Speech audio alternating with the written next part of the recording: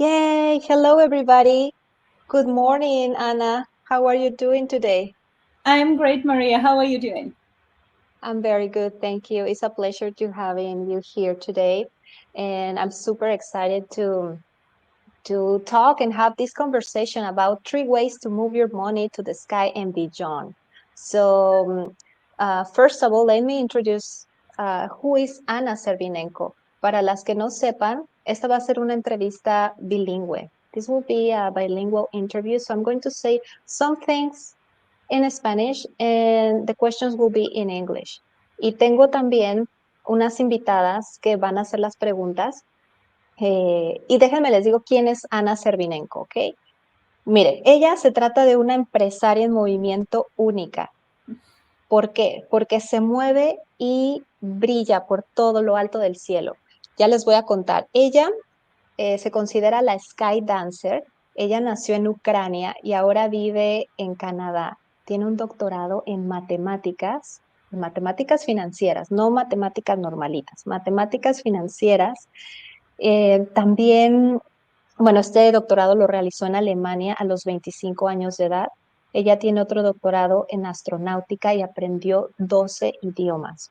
Además, también ella tiene 12 años en el escenario de los espectáculos aéreos. Cuenta con una licencia de piloto de línea aérea, también habilitación en hidroavión. Es instructora de avión y de acrobacia aérea de primera clase. También es artista de exhibición de acrobacias aéreas de manera individual. También es dueña y dirige 10 empresas, principalmente en el sector de aviación, incluyendo una de las escuelas de vuelo más grandes de Canadá. Y ella se encuentra en Vancouver.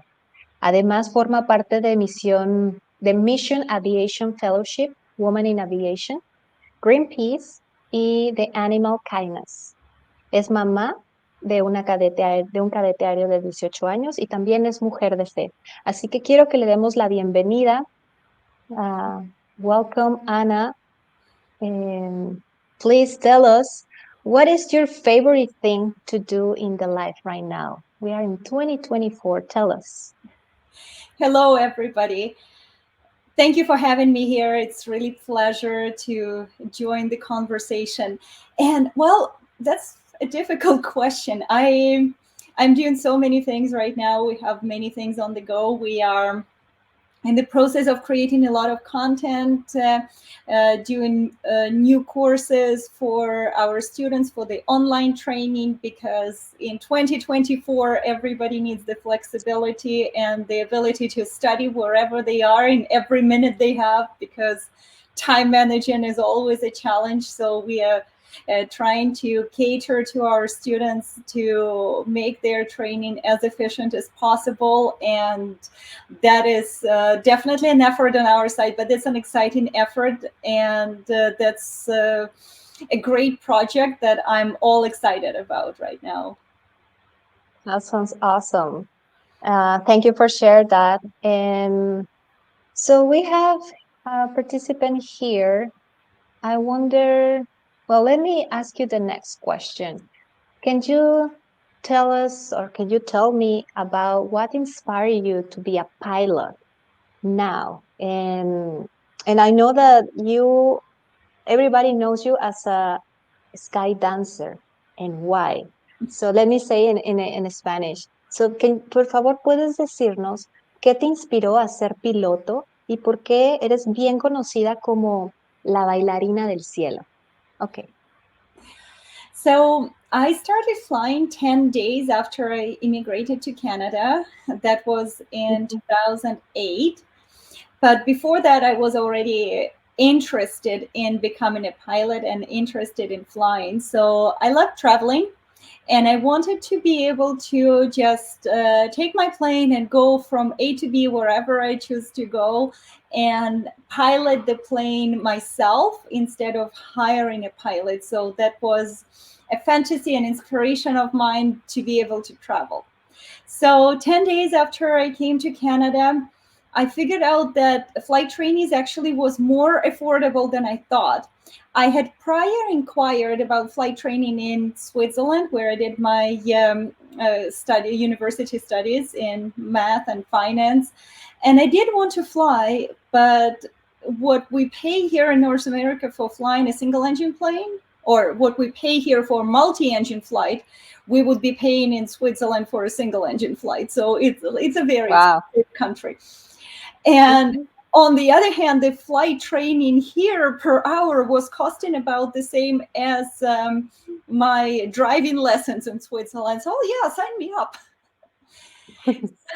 I went for my first FAM flight shortly after arriving to Canada. And at Mhm. that time, I discovered that there was more to flying than just going from A to B, but there was the flying itself, the art of flying. And I was excited about piloting the plane, even if I didn't get anywhere, because most of training flights would be Mhm. taking off and returning to the same airport and just working on the pilot skills. And for me, it was not a drag. That was the excitement of learning a new skill and an exciting skill for the sake of the skill itself, because I loved it. I did my flight training within a very short period of time. In less than 12 months, I had my private license, commercial license, instructor rating. I Wow. was not happy about aerobatics, though. In Canada, we have to do a spin. This is when the plane stops flying and starts spiraling down to the ground. And my first impression of it was with a fairly junior instructor that was teaching me at that time, and it was unexpected, it was unprepared, and actually I was a little bit scared, and it put me off when I first experienced it. So I didn't like aerobatics, I didn't like being upside down. But later, maybe 700 or 800 hours into my flying and teaching, my partner is like, okay, let's try, let's just go for one aerobatic flight and we'll do a loop and a roll. And it was so controlled, it was so beautiful, it was, I just loved that. Was the three-dimensional freedom. And I Wow. did all my aerobatic training and I flew my first air show a year later. Wow. I love how you express like the three-dimensional freedom. It's like, wow, amazing. So, well, thank you so much for sharing this. And the next question is, what was the most difficult experience, Anna, that you had in the past as a woman? Especially uh, that we know that everybody that is in this industry, the majority is for men, right? So tell us about if you have some experience that you want to share, and what was the first step that you put into action to break this difficulty. I had several experiences that were less than perfect. Yes, aviation, it's an old boys club. So is IT that I was in before I came to aviation. So is mathematics. We had probably less than 20% of girls in our university Wow. class. So Yeah, it makes is, sense. I'm kind of used to having majority of the colleagues boys, guys, and it can be a challenging experience. Can be very good, lots of them are very supportive, and it can be not so good. Experiences are multiple. There is one recent one, and unfortunately I had to go all the way to the transportation tribunal of Canada because I had an instance of harassment and discrimination from Oh, wow. Transport Canada inspectors, Mm-hmm. and there was no explanation to it. Anything from, like, is it because I'm a woman pilot? Is it because I'm an immigrant? But the targeting was very clear, and they were not even following their own procedures. So to defend myself, I had to go to the tribunal and present my case. and the tribunal ended up ruling in my favor, and Mm-hmm. I Oh, got my that's privileges back. But it's something that took almost 2 years, a lot of effort, a lot of nerves, sleepless nights, and doubting myself, which I shouldn't be doubting. I'm a qualified professional. I am put in a lot of work. I'm following the rules, and yet it seems very unfair that we have to deal with it. And in the process, talking to other people who were also supporting me too, they had, or they were in similar situations, but they were Canadian, North American guys, and they did not have any problems. So mm-hmm. yes, life, professional life is sometimes unfair. And I think the first thing we can do is to say, I'm not going to take it. I'm going to fight back. I'm going to speak up, and I will fight for what is right. If I made a mistake and I had consequences of it, yes, it is fair. If I did something wrong, I will always do my best to correct. But if it's something I did not even do, and that's how people would act on, just because you're a woman pilot, just because you're different, you sound different, you look different, that's not the right reason. And Mm-hmm. not accepting it and being determined to go all the way, not Mm-hmm. only for my own sake, but also for the sake of all the women that will be following. Again, in the process of my investigation, I did talk to other women in aviation that experienced similar uh, inequity, and some of them chose not to speak up or not to fight, because it's a difficult fight. There's no sugarcoating about it. But I believe it is important not to roll over, but to speak up, and especially, when you did things right, it's Mm-hmm. it's not right that you are being treated that way. Wow. Yeah, definitely was like I can count all these difficulties. It's not just one. It seems like you talk about you went to the tribunal. You talk about harassment, to be an immigrant, um, and it was a process like 2 years that took to resolve all this conflict, and as you said, also was not just on time, also that affects your health, like the way that you sleep, the way that you eat. But the main thing that I see here is the mentality, the mindset that you had, like, I like that you said, I will fight for what is right. And when you do that, like, you win, you win, and because you were following all the rules or the requirements. And it's true, sometimes for a woman this process can take double time, or can take more effort, more energy. And that's why maybe some people, they just give up, because it's like it's not easy. So thank you for sharing this. I'm sure that this inspire other women as well. um, and let's see, we have Emma here that she wants to ask you some question. So let's see. Emma. Hello, Hi, Emma. Hello, Emma. can you see me? Yes. All Yes. right. Well, first of all, thank you, thank you, thank you. It's so inspiring to hear your story.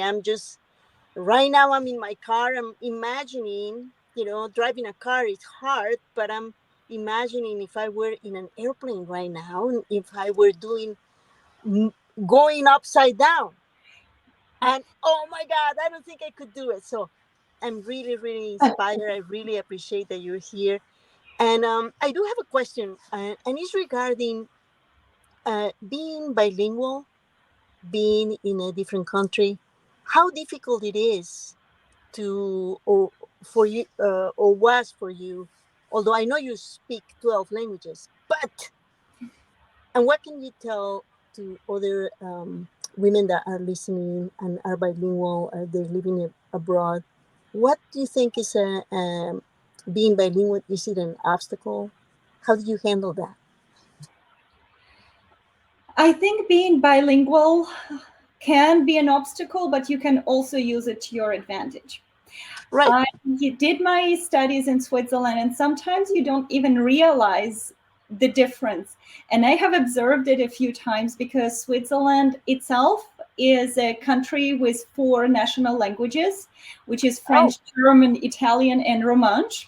So not every Swiss citizen would be speaking all the languages fluently. So they would usually learn their first language and the second language, which is national, one of the other national languages. So, for example, somebody would speak French and they would learn some German. They would already speak it with a little bit of an accent. And then they would typically learn English as an international language. So they would not even speak Italian, for example, as even one of the national languages. So when I studied there, automatically, when a person doesn't speak a local language, when they hear an accent, it's not an automatic assumption that this is a foreigner. It can be a Swiss person from a different part of Switzerland. And I have observed it several times, even with fellow students. You come to a new class, you have a new group, you chat with people, you talk to them, and everything is normal. The moment they find out that actually your accent is not from the German part of Switzerland, but it's from Ukraine, you see people change. oh You see wow. right away the different attitude, the different look, and they don't say it, but you do see that difference. And I have experienced it a few times. So, yes, there is a disadvantage. On the other hand, I have had a number of times, like, for example, we in flight school sometimes have students or agents, say from China or from whichever country. And being able to, especially when those people are from another country, so they are in Canada as coming from China, and I'm in Canada, living for a long time, but still, that's not where I was born. I was born in Ukraine. So speaking to that person and even being able to say a few words in their language, they know the challenge, they know the difficulty because they have gone through it. And us put in this effort, they appreciate it so much more because they have also gone through the experience. And there is more and more people right now, especially in the business world, that are coming from different countries. The world trade, the business becomes a lot of online, a lot of international, and people appreciate it more. And applying it to business we do, I think it has an added value. All the training we do for the most part in Canada, because it's to Transport Canada standard, but on the personal level, on the business level, people have more trust when they know that you have made an effort to go their way and meet their expectations, including in language. So speaking languages, learning languages, I think, other than making us more knowledgeable and more skilled, is also breaking down some of the barriers that we can break in the business world. Yeah, yeah, awesome. Is it the same in Canada? Because there's also French Canadian. So there are several languages, right? Yes, yes. So there is a French part of Canada, for the most part in Quebec province, and you would, like, most of the time here in Vancouver, you would speak English, Mm-hmm. and very few people would be speaking French. When you are in Quebec, most people are bilingual, French and English. And in most places, you can speak either language. Even if one language is your primary one, you can, most people would understand you in either of the two. So yes, it's multicultural. In Vancouver, for example, there are lots of groups of regional groups of people that would maintain their language and their culture. There are parts of Vancouver that are very much Mandarin speaking or Cantonese speaking. For people who came from China, there are parts of Vancouver area that would be speaking Hindi or Punjabi for people who came from India. So those regional parts or districts, Canada is very supportive that way because lots of people are immigrants in the country, same as in the United States, I think. And people are able to both integrate in the Canadian world, in the Canadian culture, and maintain their own within the communities of people who come from the same country. So same goes for Ukrainian, obviously, where we have connection with other Ukrainian people. And I'm very grateful to Canada for being such a diverse country for immigrants, which I'm happy here. That's Thank awesome. you, Anna. Awesome. Thank you so much for sharing. And Emma, do you have another question? Do you want to ask another question? I do. I do have a really. I've been waiting to hear about this question that I have. Let me. I wrote it down, but I cannot access to it. Do you? Would you mind, Maria Numi, like posted it? Yes, sure. Oh, here it is. Well, first of all, again, it's so inspiring listening to you. I'm just like really super excited. But so you work as an air show performer, and in the space where there are women who do not conform and want to contribute to the air industry. How has your experience been as a group breaking the glass ceiling? I think breaking the glass ceiling, or at least pushing the glass ceiling, is a joint effort of all of us every single day. It's not something that one person wakes up, takes a hammer, and breaks it in one day. It's something we have the opportunity to contribute every day we work. There is a great organization in the aviation industry called the 99ers of women pilots. There is an organization in Canada called Elevate Aviation of all aviation professions, women in all aviation professions, and it can be pilots, traffic controllers, aircraft mechanics, they can, or even Transport Canada inspectors. There are lots of business organizations supporting women, and even on the government level, I have seen in Canada, and I'm assuming there might be something similar in the United States as well, where there are government programs supporting women-owned businesses. Yeah. And every single bit of help we get and the help we give, if it's maybe mentoring a starting entrepreneur woman who decides to do some side hustle, or a new woman pilot. We have unfortunately, very few girl student pilots, and we are always excited about having more of them. We just hired in our aircraft maintenance a girl who is a mechanic who fixes the planes, and I'm all Wow. excited about it. So the more we have women going into technical professions, the less it becomes an old boys club. The more businesses we have started by women and saying, I am going to do this business because this is what I want to do. This is how I can contribute. This is what I'm good at, what I can, the service I can, or the product I can provide to the world, and not saying, oh, I'm not going to be doing, I'm just a woman. No, there's no such thing. Right. And the more we all do it, the more it contributes to pushing that ceiling and breaking that ceiling eventually. Then it's not an overnight process, but it is a process that we all contribute to. Yes, yes, and this is so inspiring. It's like I really, really Yeah. appreciate the conversation today. Thank you. Thank you very Thank much. you, Emma. Appreciate you joining. And So let me show you. Oh, sorry. Yeah.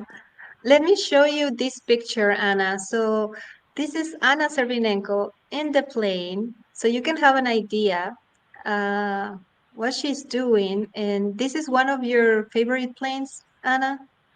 yes, this is my air show plane. Is a Super Decathlon. The picture that you have on the screen right now actually was up north in the Canadian Arctic. That's why on top of my flight suit, I have another two jackets because it is really cold there, even though it's summer. Oh, Uh, nice. that was Canadian Arctic Aviation Tour. We have flown for the Canada's 150th anniversary. This is the plane I have taken all the way down to the Mexican border, all the way from East Coast to West Coast. And I have flown air shows with this plane for 12 years now. And I love her. I look after her, she looks after me, and together we do the aerial ballet, the sky dance. Oh, nice. I like that. And well, before to ask you the last questions, I just want to invite all the women that they are interested in the retreat because we are promoting the retreat that we're going to do in Canada, in Vancouver. So this is the banner that I want to share with you here. So please, this is the retreat that Emma, she's coming, right? Emma, you are coming to this retreat. And Let me, I'm gonna be yeah, there. I'm looking forward to it. yeah. And in Spanish, we call factura con altura, right? And in English is move your money to the sky and beyond. And Anna Serbinenko, uh, she will be there with us to supporting. She will give a special talk that is like will be an amazing talk to inspire you. That finally you can say goodbye to all the fears that you have, especially in the field of money. When it's time to make more money, some people, some women, they have some fears, and we're going to address that. So let me show you one picture that I have here. That is me. So I'm getting ready for this retreat. And so if you are interested, please apply. I'm going to share with you this link. We have the link for Spanish, English, and French. So if you are ready and you are interested, so you just need to click below the link. This is the link in Spanish. It's very important that you have this interview with me because I want to make sure that this retreat really can help you because sometimes I have some conversations with women that they feel like at this retreat can help with deal with some depression, anxiety, because I know I'm a psychologist, but I'm focusing this retreat especially that you can grow in the financial area, and then you can work in the interior doubts and fears that you have around the money mindset. So and I know that this is a unique retreat and a unique experience.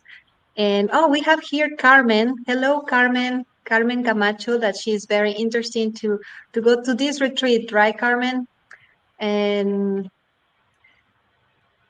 and this is in the French. If you are interested to have a conversation and to apply to this interview to see if this retreat can really help you, just click the link below and we will see. So, Anna, final words. What do you want to say for a bilingual businesswoman who identifies with this conversation that we already have, but is afraid to break with her glass ceiling and grow her business? What do you think?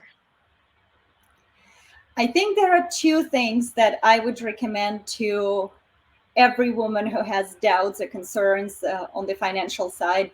First of all, never let anybody tell you what you're supposed or not supposed to do. This is your decision. This is your life. This is your consequences too, good or bad, of whatever decisions you make. But ultimately, you're the one making those decisions.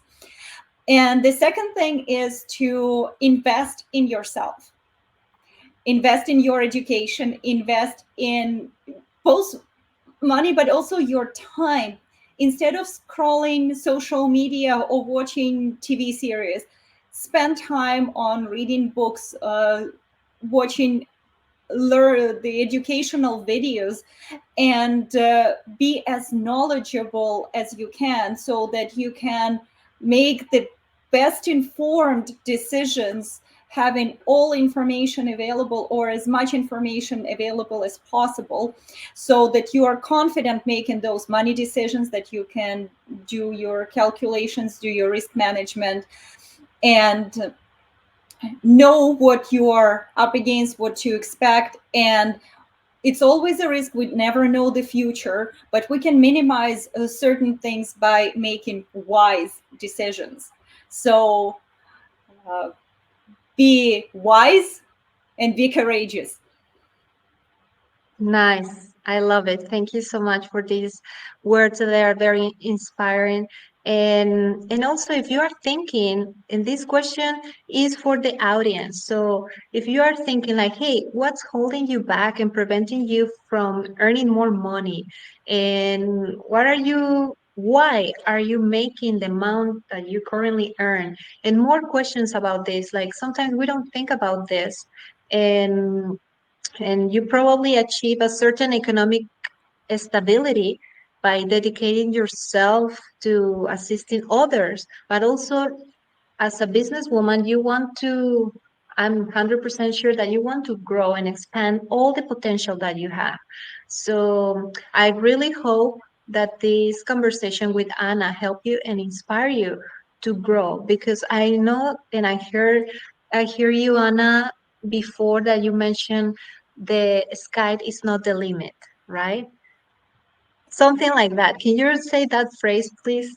Yes, definitely. The sky is not the limit. And the other Mm-hmm. one, if your goals are not scaring you, they are not big enough. It's true. So Yeah, have the totally. big goals, and the sky then is not your limit. It's the Yeah, I playground. love it. Thank you. And if you are interested, let me share the social media. You can follow on Instagram to Anna Serbinenko. This is the Instagram of Anna. And also, I will put the link here. She has a YouTube channel, and this is the website. And Anna, I don't know if you want to share how we can connect with you and the next shows that you have this summer, because I would like to say hello and to see the show.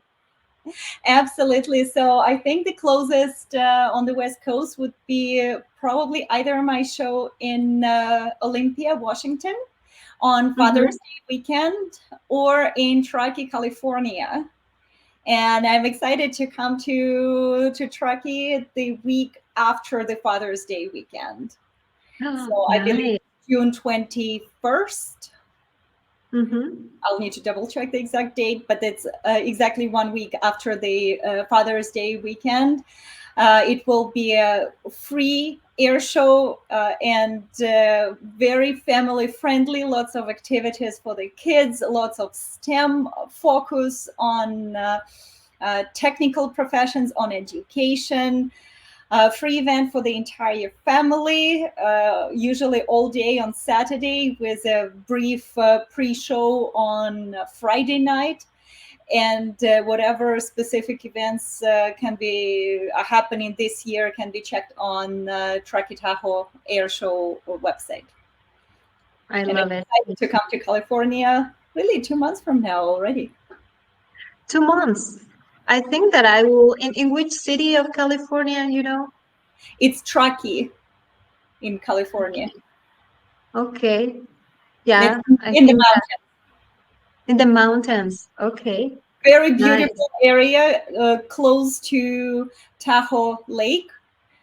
Mm-hmm. spectacular scenery. I love coming to Truckee year after year. I think it has been 6 or 7 times I have flown the show, and I enjoy coming back every time. I love it. Yeah, yeah. I think that I will be I'm very excited close to every that time. area, to Lake Tahoe Oh, at nice. that time. Yes. So I can visit to you after, I don't know, let me tell you, I met in person, um I met Anna in 2000, like 2 years ago, Anna, in Oregon. Yes, Was the first time that I saw you in Portland, in Oregon, when was a show especially for women and was amazing. And it was actually, all I'm female searching. air show. Pardon me? It was all female air show. Civilian performers were all female. Military performers were all female. Mechanics were female. Air bosses, announcers. It was all. Even the president of the board of directors was a woman for the show. Yes, yes, it's true. It was so I want inspiring to. for all of us who were part of it. We came Mhm. and we came inspired, but we left even more inspired from the event. It was so special for everyone. Yes, yes, definitely. Let me tell you, I was kind of like nervous to talk with Anna Serbinenko at the beginning. I was like, wow, um, all the pilots, they do their performance with their own music, and especially for Anna, you choose a specific music that was super calm, very relaxing. Even the babies that they were crying next to me, they were like quiet and was like, wow. At the moment that you see, like when I saw you on the plane and dancing literally with the plane and with the music, was like a it's totally worth it. It's a show that is totally worth it to be there in person and to experience that. Like, I never thought that to be in a show like that, that can be a very good experience. So at the end, I remember that I say hi, hello. I make the line to say hello, and that's it. But then I come back and I say like, can I have a picture with you? And then I start to talk with you. But I was like, I need to talk with her. I need to talk with her because that was very inspirational, and now I know why, because you can feel, I don't know, the energy, the personality of the pilot. And I know everybody's different, but I connect um, much better with Anna. So was amazing. I have the picture here. Do you want to see it? Yes, Let please. me see. It's here. So that was me like 2 years ago. Yes. And that was a very special moment. I wonder if somebody else has any questions. I know that here is Carmen Camacho, uh, Emma is here, and we have some people as well watching us and on Instagram as well. So I wonder if somebody has another question. If not, let's see. Let me see. Okay. Well, thank you so much, Anna, for uh, your words and to have this conversation. I feel so honored to having you here today, and I look forward to see you in California for the next show and also in Vancouver for the retreat. So, and I'm super excited that you can meet all the ladies that they are coming to this retreat. and and let me say in Spanish because I'm just talking in English. Por aquí dicen, thank you, muchas gracias. Emma dice, she said like, awesome, Olympia, I want to be there. I think that she's going to be there because she is in Seattle area. And, oigan, pues ya terminamos la entrevista con Ana Serbinenko. Nos ha dado mucha inspiración hoy. Nos ha contado de cosas difíciles que le ha tocado vivir y también de cosas inspiracionales. Así que También hemos hablado del retiro que se viene, donde ella va a dar una plática, una conferencia en el retiro de factura con altura, que va a ser en Vancouver, Canadá, del 5 al 8 de septiembre. Así que si esta conversación te ha inspirado y te ha motivado, pues da clic en el enlace para aplicar a una llamada de valoración y ver si este retiro es para ti. Bueno, ella dice, the sky is not the limit, el cielo no es el límite, ¿sí? Entonces, aquí nos dice Carmen, love it, sí, no questions. Okay, perfect. So thank you so much, Ana, and see you Pleasure. soon. See you soon. Looking forward to meeting everybody here in Vancouver at our flight school, Canadian Flight Center. We will show all the aircraft. We have some flying planned. We are hoping, keeping the fingers crossed for the good weather, show you around, and beautiful area here. I'm sure everybody will enjoy who comes, and I'm looking forward to meeting all of you. Thank you. Bye.